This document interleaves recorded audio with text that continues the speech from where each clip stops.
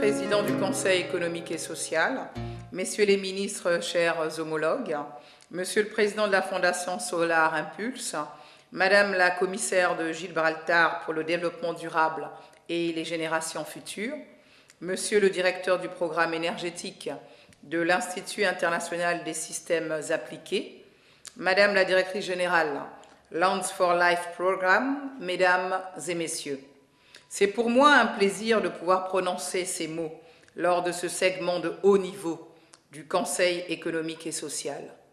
En ma qualité de présidente de la 7e session du Forum régional africain sur le développement durable, je me réjouis de la cohérence du thème de cette session sur les scénarios et tendances possibles à moyen et long terme concernant le redressement après la pandémie de Covid-19 et la réalisation des objectifs de développement durable. Avec le thème du 7e Forum régional sur le développement durable, qui était « Mieux reconstruire l'avenir vers une Afrique résiliente et verte » pour la réalisation du programme 2030 et de l'agenda 2063. Excellences, Mesdames et Messieurs, la pandémie de Covid-19 a infligé une immense souffrance humaine à l'échelle mondiale et a sapé les plans de mise en œuvre des objectifs du développement durable. Elle a causé la première récession en Afrique depuis 25 ans. Cependant, la réponse à la pandémie de Covid-19 ne doit pas être guidée uniquement par des préoccupations d'urgence. Il est crucial de mesurer à quel point les mesures politiques prises aujourd'hui vont impacter notre futur à moyen, long terme et combien ces mesures ont la capacité à façonner un avenir meilleur. En Afrique et dans le reste du monde, nous sommes entrés dans une décennie historique avec un triple impératif qui définira aussi bien le bien-être humain que celui des écosystèmes. Ces impératifs liés sont la réalisation d'une reprise inclusive après la crise de la pandémie de Covid-19, la lutte contre les changements climatiques et la réalisation opportune des objectifs du développement durable. Excellences, Mesdames et Messieurs, en tirant parti de son avantage en matière de ressources naturelles, l'Afrique est prête à promouvoir des solutions au changement climatique, au chômage et à générer une croissance verte inclusive. Un des principaux avantages comparatifs de l'Afrique réside dans l'écosystème du bassin du Congo, y compris les forêts, les tourbières et les ressources en eau. Comme chacun le sait désormais, le bassin du Congo est le second plus grand poumon écologique du monde.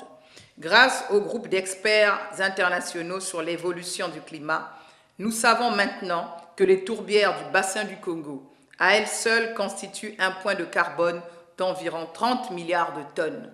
Cela représente l'équivalent de 3 années d'émissions de gaz à effet de serre à l'échelle mondiale.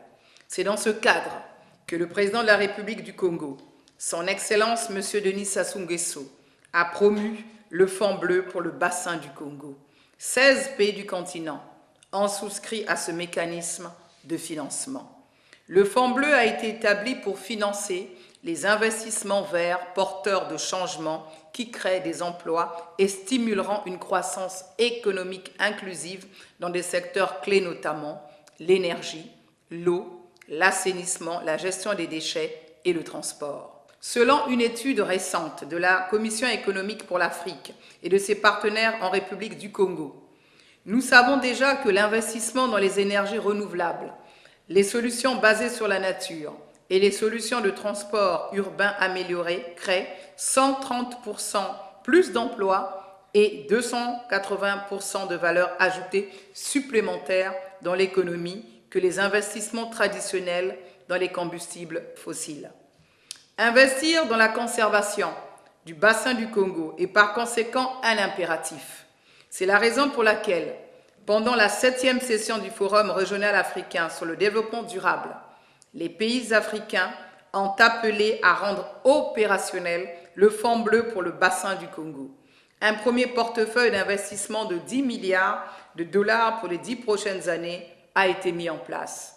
Les pays africains invitent donc avec insistance les partenaires au développement à mobiliser le financement nécessaire pour rendre opérationnel le Fonds bleu pour le bassin du Congo. Je vous remercie pour votre aimable attention.